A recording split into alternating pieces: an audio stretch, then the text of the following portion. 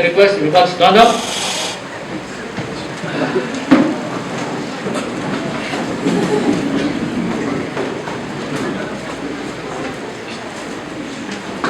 Let's open our Bible on Acts 5:11. Acts 5:11. Guys po, pasalamat sa Panginoon sa oportunidad na mapag-misaya sa hapong ito. Sabay-sabay po natin basahin. Let's read all together. These all verses in Acts 5:11.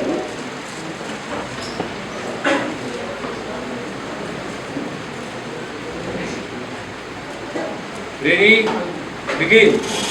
But a certain man named Ananias, which Avera his life, was in possession, and gave back part of the price his wife was being and brought a certain part, and it. But Peter said, Ananias, why hast Satan filled your heart to have the Holy Ghost, and give back part of the price? Whereas the dream was not thine own, and after it was sold, was it not thine own power? Whereas thou seest this in thy heart, thou sight that the man that God. Ananias heard his words, stood up, and gave up the ghost, and prayed very all them that heard him.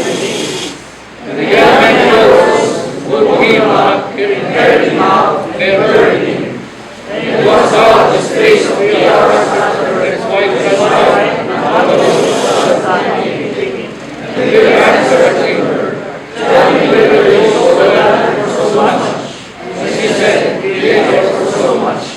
And Peter said to her, how is it that you don't believe the Spirit of the Lord? Behold, the people of them which shall bury the husband are the Lord, shall carry it out. Straightway as he spake, and yielded up the ghost, and the young man came, and found her dead, and carried her by her husband. And the Great Spirit came upon all the church, and while so many heard things. To our brother applicants, please follow your program, and shall we pray? Maraming Diyos na magpayong salat. Salamat po sa hapong ito. Salamat po sa iyong biyaya, Panginoon, sa salita mo itong hayan. At yung dalangin, Panginoon, huwag hindi ako magkasala, Panginoon. At iyong turuan ng aking labi, Panginoon. Hindi ko alam kung paano ka mangusap sa hapong ito. At alam ko naman, Panginoon, ikaw ay mangusap sa minsang ito. Lahat ang dalangin sa tangi Panginoon Jesus ang kabalitas. Amen. Please be seated. To our brother Africans, please hold your copy because you will follow with eyes, but different sound.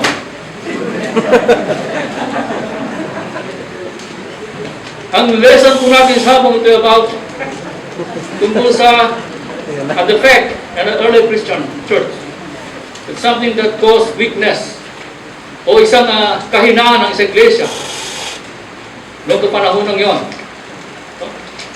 At sa ating nabasa, nang pangyayari dito po ay pagkatapos po nila maghayag ng salita ng Panginoon at sila po ay kinulong, sila Apostol Juan at Pedro, at sila po ay hinuli at kinulong. At sila ay binalaan na huwag magsalita muli tungkol sa ating Panginoon. Subalit hindi po sila nagpapigil sapagkat sila po ay puspos ng Banal Espiritu sa pagkakataong yun. At sila po'y nagpatuloy, at sila po'y binalaan ng mga sacerdote na huwag magsalita tungkol sa ating Panginoon. Kaya po sila nagpatuloy at nanalangin. At sila ay nagkasundo sa isang bagay na sila po ay maglilikom ng pera upang ibigay sa parang apostol upang ibigay sa mga nangailangan. At sila po ay isa ng gold upang malikom ang sarili upang ihandog at ibigay sa mga nangailangan.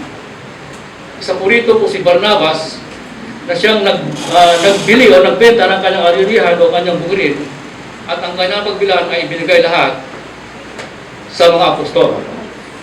Dito magsimula ang ating pag-aaral tungkol kay ano po ang sanhi ng kamatayan ni sa pera? Dahil sa pera. Diba? Kung titingnan po natin, the church, no? Ay ito po ay tinubos o binili ng ating Panginoon sa kanyang mamagitan ng kanyang dugo. No? Hindi ito in-establish ng isang tao na ito po ay walang kabuluhan, kundi ito in-establish ng ating Panginoon. Kaya ang iglesia ay mayroong pagkakaisa. Simula nung tayo ay kumilala, nanampalataya, niligtas ang ating Panginoon, isa pong Espiritu na sa atin. Tama? Ang Espiritu ni Brother Lucel at ni Brother Conrad ay isa. Ang Espiritu ni Pastor at Espiritu na sa akin ay isa. Amen. Sa mga tulad bagay, mayroon tayong isang Espiritu at isang pananampalataya. Dapat tayo magkaroon ng unity and amal po tayo ng pagkaisa to worship the Lord. Ang Espiritu na nasa atin ay siyang maggagabay sa tamang direksyon ng ating pananampalataya. Sabi rito, but even this near perfect environment, there was a problem. Even we have the same spirit. So, because there is no a perfect church. Church is composed of believers saved by the Lord Jesus Christ. Amen. This is not this building, but the church ay tayo bilang mananampalataya. Amen. The Holy Spirit dwells in us. Amen. Pag meron kayo ibang direction, parang hindi pareho ng Espiritu ng iba. So let's study. No? Sabi sa note natin, dito sa ating pag-aaralan,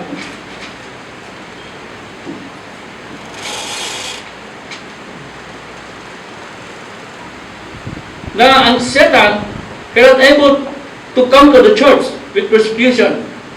Sa labas man, o sa kalooban, he tried to corrupt with sin from within.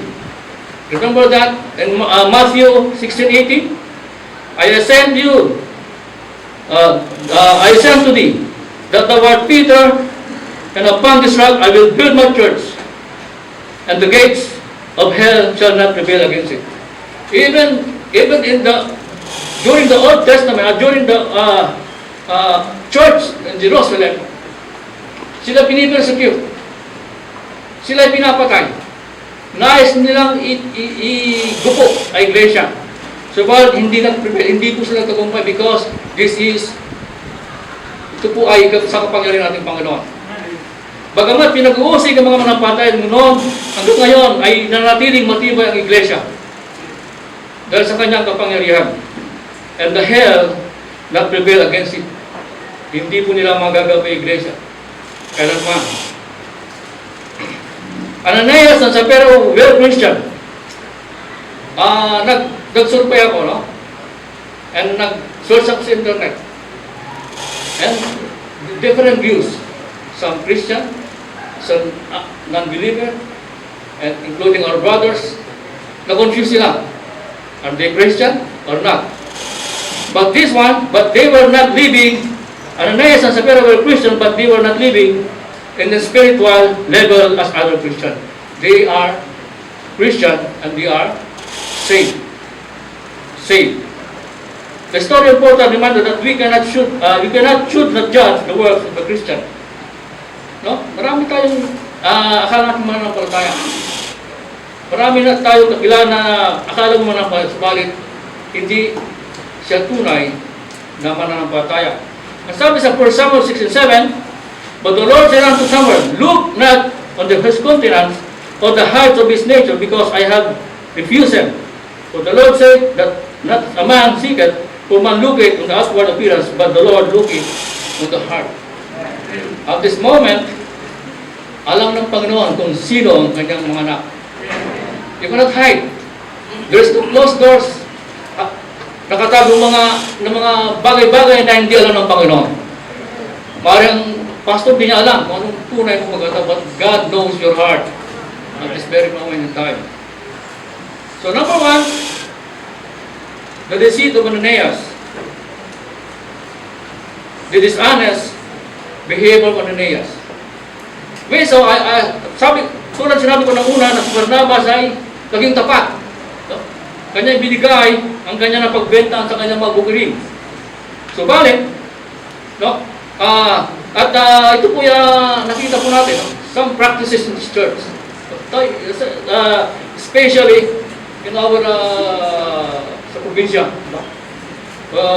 Magkakaroon tayo ng pagkaisa na lahat ng mapagbenta natin ay ibibigay natin upang gamitin ng iglesia.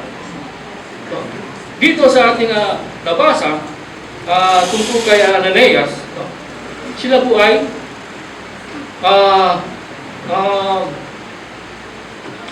pagkatapos po nilang ma-receive, no? Nabenta yung kanilang aririan. At pagkatapos ng matanggap yung kanilang napagbentahan, sila nag-isip. Although, ang pera dapat ng ay kinumit na nila. They prayed that time, sinabi ko na sila po ay puspos ng Punong Espiritu at sila po ay nagkaisa. Nagkaisa na ang kanilang magbebenta ay bibigay sa panang mga apostol upang i-distribute sa mga nangailangan. Ito po ang layunin.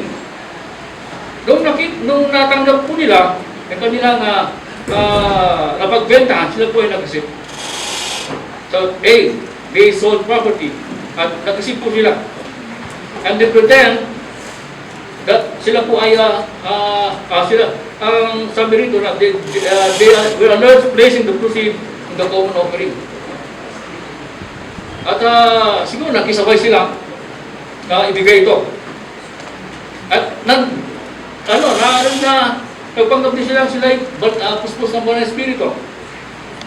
Sabi nga sa Matthew 7:15-17, beware of false prophets which come to you in sheep clothing, but inwardly they are revealing words. You shall know them by their fruits. Do men gather grapes of thorns or figs thistles? Even so every good tree bringeth forth good fruit, but a corrupt tree bringeth forth evil fruit. We don't know sa ating congregation who was the one who sino po yung nagpapanggap. But as I told you, God knows what is inside our heart. Alam ng Panginoon. Maaaring matagal natin malaman kung sino siya, but alam ng Panginoon na kung sino siya. B, they pretended to give all the receipts from the sales, from the same. Nagpretend sila, binigyan lahat. Binigyan lahat ng kanilang napagbentahan. Sabi nga,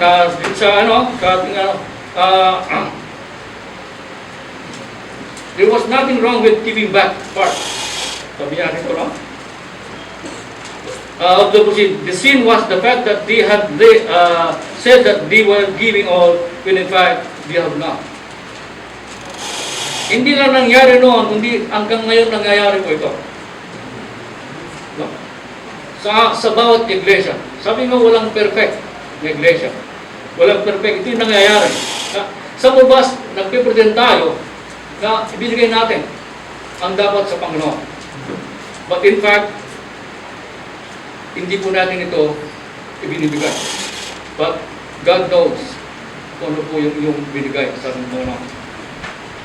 No? Hindi natin alam kung ano ang ibigay. Subalit, isa lang nakakaalam, ang Panginoong sa Kristo na siyang mga pangyarihan na siyang makaalam lamang ng mga bagay niya. Ito ba should purpose and give as the Lord leads. Many people hold back rather than giving generously. They may say, I surrender, but in reality, they only surrender some.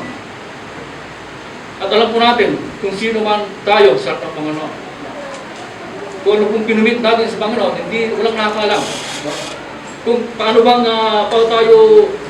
tayo nangako sa ating Panginoon. Ang Panginoon lamang nakakaalam. Every man according to his purpose is hard to let him give. But gradually unnecessary for God, love and a cheerful giver. And alam ng Panginoon kung sino ang tapat sa Kanya. Number 2,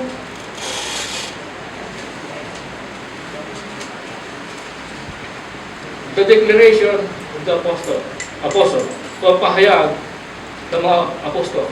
The apostles had personal commission from the resurrected Christ to lead His church. Ano po natin sa Matthew 28:16-20? Matthew 20.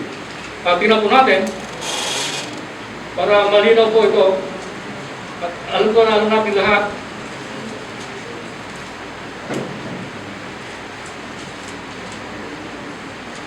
then the 11 disciples went away into Galilee, into a mountain where Jesus was appointed them.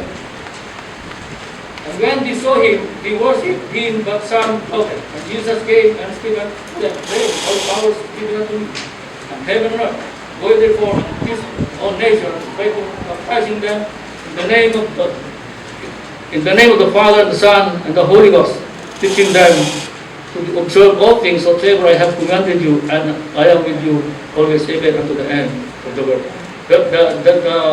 Itong verse na ito ang siyang nagsasabi ng kinomisyon ng Panginoon ang mga apostol upang ipangaral ang salita ng ating Panginoon. So ito po yung pahayag, declaration of the apostle. Literally, Ananias had lied to the Holy Ghost. Ananias lied to the Holy Ghost. Ang verse 3 and 4 sa ating Acts, sa ating binasa. Those spirits that heard their family conversation. Sabi ko, walang nalilihim sa akin. Walang nalilihim sa harapan ng Diyos. I've seen the agreement between husband and wife, and now reveals it is to Peter. Sabi sa Proverbs 45, faithful witness will not lie, but false witness will utter lies.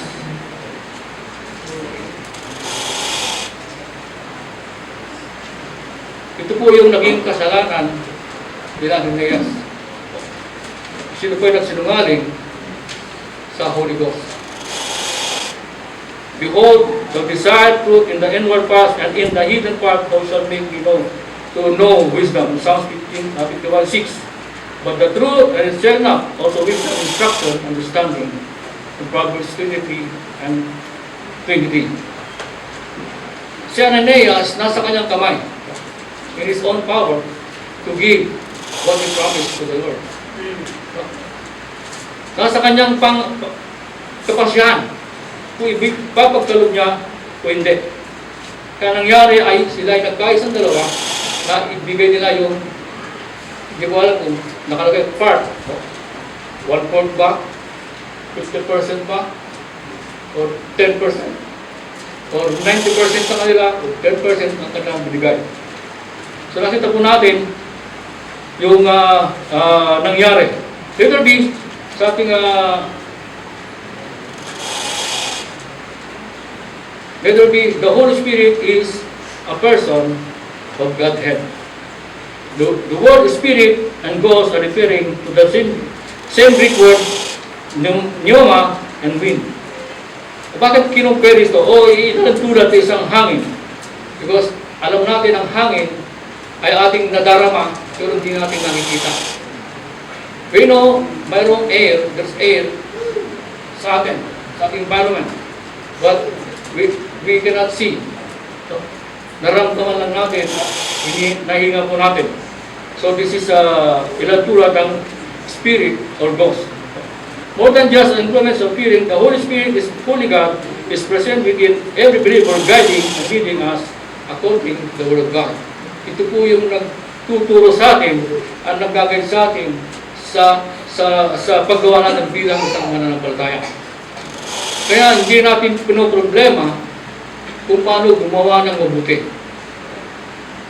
Hindi natin problema kung paano natin gumawa ng mabuti sa ating buhay. Because the Holy Spirit, siya nagtuturo sa atin kung paano tayo gumawa ng mabuti. So the Holy Spirit is the person of the Godhead.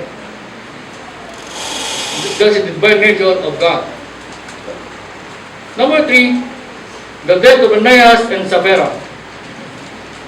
Ananias died literally when he was confronted. Paano nalaman ni Peter ang nangyari? Na-discern niya na hindi nga nagsasabi ng totoo yung dalawa. O maaaring si Peter, baka nagtrabaho sa real estate. Alam niya yung value ng every square meter. Ano yung sabi niya? Dapat ito 100,000, bakit 20,000 ka ng highway ba o ano? Nung na-discern niya na kulang, no? Ang binigay ni Ananias at si Sapphira, kanyang kinumpront ang dalawa. Ananias and Sapphira committed sin unto death.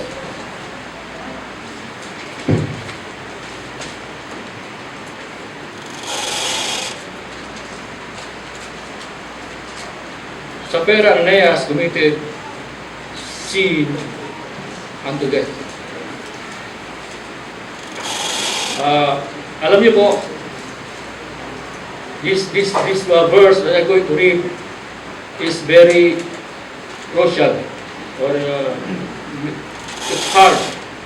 Even some good preacher, hindi nila ito minsan ini-preach. If any man sees his brother sin a sin, which is not unto death, he shall ask, and he shall give him life for them that sin not unto death. There is a sin unto death. I do not say that he shall pray for it. There is a sin unto death.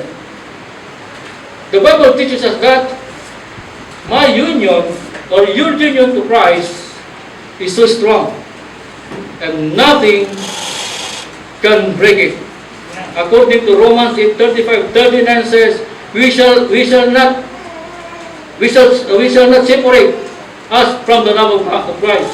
Shall tribulation or distress, persecution or famine, and nakedness, peril or sword. And verse 39 says, nor height, nor depth, nor any other creature shall be able to separate us from the love of God, which is in Christ Jesus our Lord. Our eternal life is intact. No one can take from us. Even Satan cannot take that. Because that's the gift of God to those who accept the Lord Jesus Christ and put the trust in the Lord, and we are saved by grace through faith. And that's the promise of our Lord Jesus Christ. And another verse says that what do you call this? That our relationship to God, our communion to God, no one can separate it. But our fellowship, our communion with Him is so fragile. What I mean is that this is like the sin shattered it. No? Kung tayo po ang ating fellowship, ang ating relationship, Panginoon, ito po'y delikado. But our eternal life is intact. Man. No one can take from us. Right. But the relationship of Christ ito po ay napaka-sensitive. Because God hates sin. Amen. God hates sin. No? So, once we, kung tayo po nagkakasala, no? Ang sabi ng Bible, but your iniquities are separate between you and your God, and your sin have hid His face from you, that He will not hear you, or hear us, or hear. So the sin can separate us from God. The fellowship, not the relationship. No? Hindi ipapakinggan ng Panginoon ang ating panalangin kung tayo ay nagtatago ng kasalanan sa ating buhay. Our relationship is not affected because of that sin. Because our Lord Jesus Christ gave His life to save us. He purchased His own blood, the church. The church is we, a believer and saved people. No? And saved people. So, this is another. No? And if anyone see brother sin and sin is not unto death, he shall ask, and shall give his life for them that sin not unto death. Prayers and the problems of serious is sin. It is possible for a true believers to fall into sin. We cannot avoid. But according to John himself, sabi niya, pumunti kong mga anak, huwag na huwag po sana kayong magkasala. Pag kayo nagkasala, mayroon tang namamagitan. Ang namamagitan yon ay ating Panginoon si Kristo. So, tayo nagkakasala. Ang sabi ni James, Pag sinabi mong hindi, wala kasalanan ika, ay ang katotohanan ay wala sa iyo. No? You're deceiving yourself. But this time, no? This heaven is full of fellow believers to pray for him. If your brother sin, not unto death, you can pray for him that siya po ay pumunta pag sisisi ng kanyang kasalanan. Pwede mo siyang panalangin. No? Na siya po ay magbalik sa ating Panginoon at muling ang relationship niya ay maging muling madugtong o kaya magtugma. But their sin unto death, I do not say that shall pray for it. Their sin unto death. He's talking about a physical death, not a spiritual death. So, hindi mo siya pwedeng ipanalangin. Bakit? You cannot pray for that man who's sin unto death, according to John. Why? Because that is the will of God.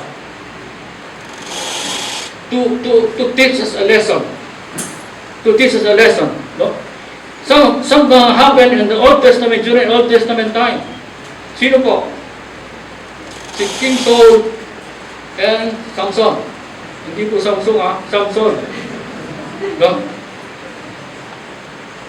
They experienced severe chastening in their life because of that sin. No? Na hindi mo pwede siya ipanalangin sapagat yun ang gusto na mangyari sa kanilang Panginoon. So, during that time, ano was what happened to the Ananias? That is yun ang naisin ng Diyos para sa kanila. Pagkat sila ay nagsinungaling sa banal na Espiritu according to the Scripture. According to the Scripture. So let's say, I'll give you one example. Marami nagre-request world peace. Diba? Mostly churches nag-request ng panalangin. We need to request the world peace. Sana magkaroon ng kapayapaan. Is that okay? Matthew 24. Ang lahat yan ay mangyayari upang ihanda ang pagdating ng Panginoon. Pag pinag-pray mo, world peace, gusto mong ayaw pang dumating ng Panginoon. Diba? Because all of that, earthquake, wars, rumors, and everything, that is the sign of the coming of the Lord. Pag pinag-pray mo yan na way magkaroon ng world peace, you're against the will of God. Magkaroon namang world peace sa millennial. Ang Panginoon na ang naghahari sa atin. So, kaya kapag may nagre-request na hindi natin siya kilala, tinatanong natin kung anong nangyari. Baka man siya ay dinidisiplina ng Panginoon. Tapos panalangin na way, maalis yung kanyang karamdaman, pagdisiplina ng Panginoon. Yun ang tinatawag na yung anong tawag doon? Permissive will. Pero ito po ay mayroong purpose sa ating buhay. Kinonfront ni Peter sa Ananias not inside the room. It's in the public. So that the church, the member of the church will be ma-alarm sila. Ganyan ba ng Panginoon? Sabi mo may katanungan, kung ang Panginoon ay nangyari noon, ang pangyayari ang nangyari noon ay mangyayari ngayon, palagay ko walang tao ang igsisi. Some of us, I'm not telling, hindi ako nagsasabi na lahat tayo, na mayroong commitment sa Panginoon. We pray, pinagpatuloy natin, every day, but still, we're not giving that commitment to the Lord. In that case, if that one is Ananias sa pera, at sila po ay binawian ng buhay, pwedeng Baka walang maiwan sa FCC. Pagdating ng Friday, wala. Kasi most of us, nag-commit tayo na hindi natin binigay sa Panginoon. Kasi the crucial there. Kung tayo kung tayo pa gumagawa commitment sa ating Panginoon, we must be sincere and genuine because we are talking to the Holy God. Amen. No? Kausap natin ang Panginoon, nangako tayo sa Panginoon na siya ang banal at kaya tayong patayin, kaya tayong buhayin. But if we make that commitment, we need to do it. Gawin po natin. Kasi kausap natin, hindi si Pastor hindi si Brad Josel, kundi ang Panginoon, the Holy God. Amen? Kaya nung pinag-aaralan ko po ito, talagang ako'y hindi ko ma-explain. Because mayroon din ako mga commitments na hindi nangyari. Siguro kung during that time na dahil hindi ko na ibigay, ay kinuha ko ng Panginoon, wala akong magawa. Because I promised to the Holy God. So if we have commitment and the promise to the Lord, you must do it. Amen. No? You must do it. Number 4, the description of the church. A code of assembly. This during the Old Testament, there's no church. It's church not existed before. It's called assembly.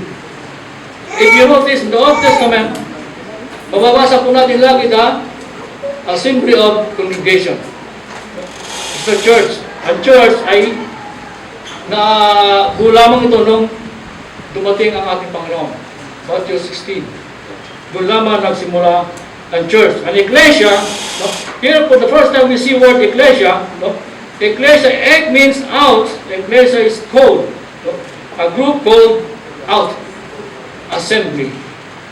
But at this moment in time, we call it church. Composed of believers saved through faith by the grace of God. Those who accepted the Lord Jesus Christ as their personal Savior, they are the member of the church. B, a God-fearing assembly. It's amazing that life such could not go to unnoticed in the church. The church in Jerusalem was holy and church. The holy church. So, balikan po natin. Number 1, the deceit of Ananias. Ang ginawang pandaraya ni Ananias. Pangalawa po, the declaration, the apostle. Third, the death of Ananias and Sapphira. And fourth, the declaration of the church. Now we're in conclusion, the fear of the Lord is powerful protection against sin. After receiving God's judgment, believers so publicly, the members of the first church had their awareness of His holy presence and hatred. Mga kapatid, this story is not only the story. This is a warning to every one of us. This event serves as a warning, reminder to all of us as a member of the church, purchased with His own blood. This is not a joke. This is not a group, a party, but this is the holy church, because the holy people are here, saved ng ating Panginoon. If we committed something to the Holy Ghost, Holy God, we need to do it. Because you're talking who created you. You're talking to the Holy God. Banal ang ating Panginoon. And when we worship the Lord, we must be sincere at tunay sa ating puso. I will give you one verse to para maiinsan yung ating naramdaman. 2 Timothy 3:16. The Bible says, all scriptures given by inspiration of God, and profitable for doctrine, for reproof, for correction, for instruction in righteousness, that the man of God may be perfect, thoroughly furnished unto good works. This story is a teaching that God wants us to do in our life, being a Christian, being a believer, being a good example, being a saved people, as a representative of His teaching. Scriptures given by inspiration of God for profitable for doctrine and to reproof, for correction. If we still have promise, again, this coming August, we have a world mission. World mission. So we need, again, we will commit something to the Lord. Pag mayroon pa rin kayong hindi na ibibigay sa ating Panginoon, it's up to you. But God knows your heart. You cannot hide. Even punta ka sa ilalim nito, under the soil, God will follow you. Because that is your commitment to Him. As I finish this message, thank you once again, that before I made this conclusion of mine, I pray to the Lord. I examine myself. Ano ba yung aking nakulit sa'yo? Ano ba yung pagkukulang ko sa'yo? Then, nag-flash sa aking mind, aking pag-isip, ang aking bilang isang manampalataya, pero obligation to share His word and gospel of salvation. Secondly, nirecall back ko lahat yung aking commitment sa Panginoon, katulad ng world mission. You know why? Kung di natin ibigay yung pangako natin sa world mission, those people in the field already there, nagipagdigma. But our support is still in our pocket. How these people can share the word of God? And that is our commitment to the Lord.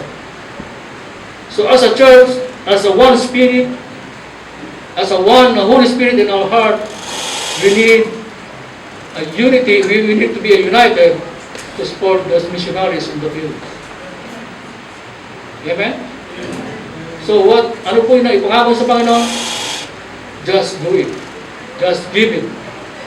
Because that's not yours anymore. Because it's committed already to the Lord. Shall we pray?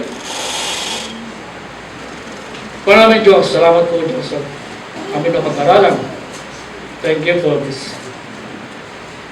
story of Neas and Sapphira. Maraming Diyos, tunay nga po, panuman ang nagpangako namin sa inyo. At hapit po namin itong ibigay pagkaloob Panginoon. Kaya po namin Panginoon, wala kami itatago sa inyo. Hindi patikim, hindi kaalikabog Panginoon. Ang nakakalam na lahat ng mga bagay dito. Ang Diyos, maraming salamat sa akin. Lahat, salamatan. Dalangin ng Jesus ang Pagligtas. Amen. Thank you so much, Brother Mark. That was good. So the title of this lesson is A Defect in the Early Church. The defect in the early church. Satan will always do everything he can to attack the church. Amen? He will try to attack the church from outside. And Satan will also attack the church from the inside. In this story, we see Satan's attack from the inside. So, what is number one? Just a review. Number one is the deceit of Ananias and also his wife Sapphira. The believers sold their land. And na-single out dito si Barnabas also sold his land. They sold their property, and then letter B is that. So letter A is they sold their property, and letter B, they pretended to give all they received from the sale. They pretended to give. When they came to church with that offering, let's say they proceed, the total amount, let's say, is